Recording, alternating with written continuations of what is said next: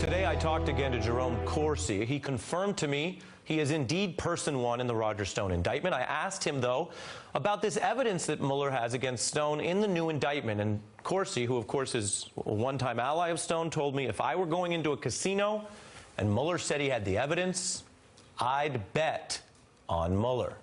I'm joined now by Morgan Pehme, who was embedded with Stone for 5 years, director of the documentary Get Me Roger Stone, and Jason Johnson from TheRoot.com, and back with us, Jill Wine-Banks. Jill, what do you think when you look at all of those different Stone associates like Sam Nunberg and person one and person two, and how much we learned in real time that now Mueller is charging?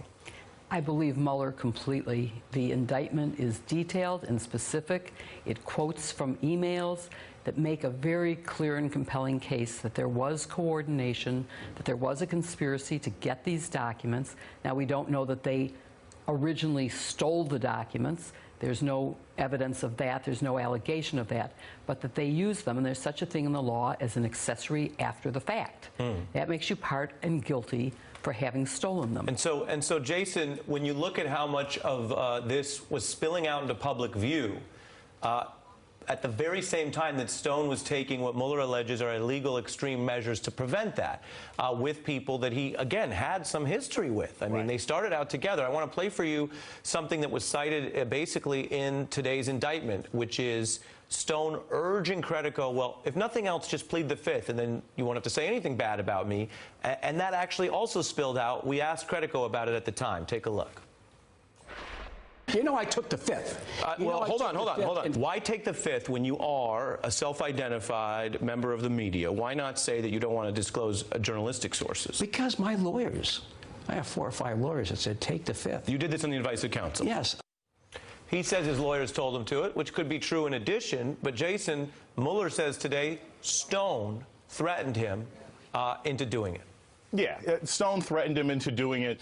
Stone made the sort of Godfather reference going, you said you lied. A more modern reference, Stone is like, he's like Proctor from Power. Like, he's been coordinating all of these different illegal activities, telling this person to lie, finding this bit of information, bringing this contact here and there, and always talking to the people at the top. But just like Proctor, at some point, you're going to get busted. There's no way that you can have this many deals going on and not end up having some sort of written record of it. And that's eventually what's going to catch Stone. He can front right now and beat his chest and claim, hey, I'm not giving up anybody, I'm no snitch, et cetera, et cetera. But when he starts looking at some Manafort time or worse, I am pretty sure he's going to flip on the president, or at least people close to him. I want you all to stay with me.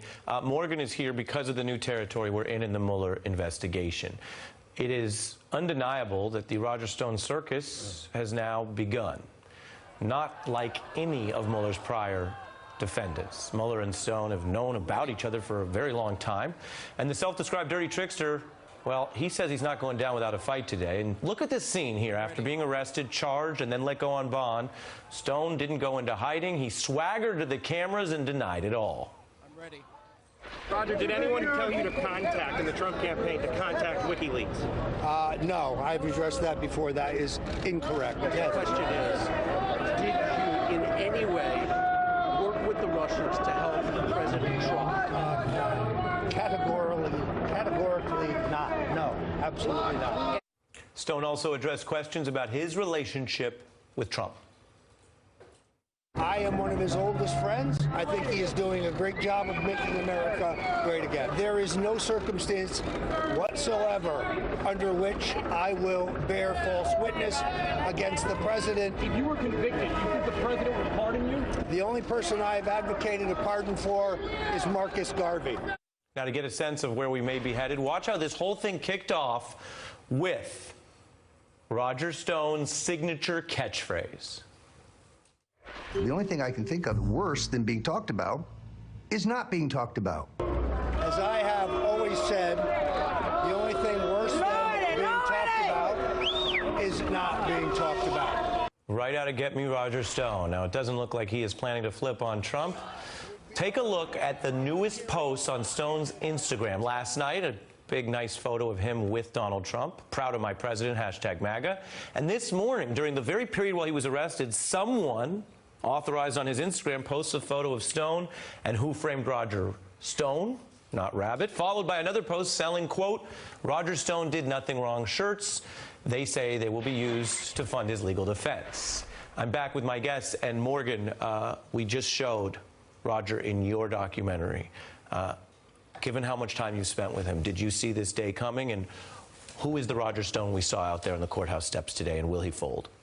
Well, I think that you know, Roger has such a reputation as a scoundrel, which he embraces, that you would think that he would drop a dime on the president in a second if he were to be in a position to save his own skin.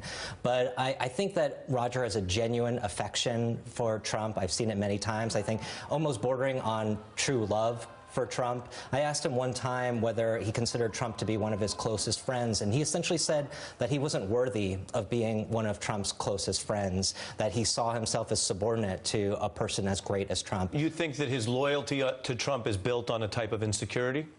I think it's built on decades of friendship, the fact that Trump has been the embodiment of this dream that he had of making him into a president, and over these many years they have fashioned a true and sincere friendship. On a scale of 1 to 10, how effective is Roger at getting his message out? We saw today that Roger is very astute at his messaging. And is that a 8? You know, I compared to whom? You know, I think that compared to Trump, compared to the people in this probe, compared to Paul Manafort, who was richer than Stone. I ask you because I'm going to play a little more of Roger Stone here. You know him so well.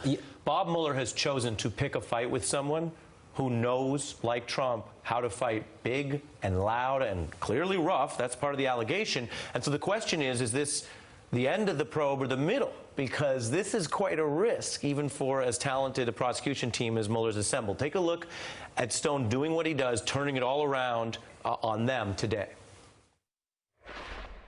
At the crack of dawn, 29 FBI agents arrived at my home with 17 vehicles with their lights flashing when they could simply have contacted my attorneys, and I would have been more than willing to surrender voluntarily. They terrorized my wife, my dogs. That's the message. Like I said, he's the only one to come out and speak on the steps. Look at it already echoing in this brawl as we see. Take a look. The most embarrassingly excessive raid on a person's house I've seen. Roger Stone's asleep. Armed agents stormed into his home. Heavily armed, long guns for someone like Roger Stone. Much like the pre-dawn raid that captured Elian Gonzalez. Yeah, certainly Roger knows how to manage the narrative. He is very astute at doing so, and he set himself up always to be the winner, however the situation plays out. And so, you know, he's paving the groundwork for whatever is the outcome to be favorable to Roger. Lightning round for the whole panel. The percent odds that Roger Stone ultimately flips on Donald Trump. I think it's unlikely. Unlikely. Under 30%. Under 30%. 50%. 50-50. I can't see him in an orange jumpsuit. Jason? I think there's an 80% chance he flips on Jared or he flips on Don Jr., but I don't think he's going to flip on Trump. Very interesting coming from people who have followed this and who are doing the analysis, notwithstanding what one might think of Mr. Stone's record. Jill Wine-Banks, Morgan Pehme, and Jason Johnson, thank you for being part of our special coverage.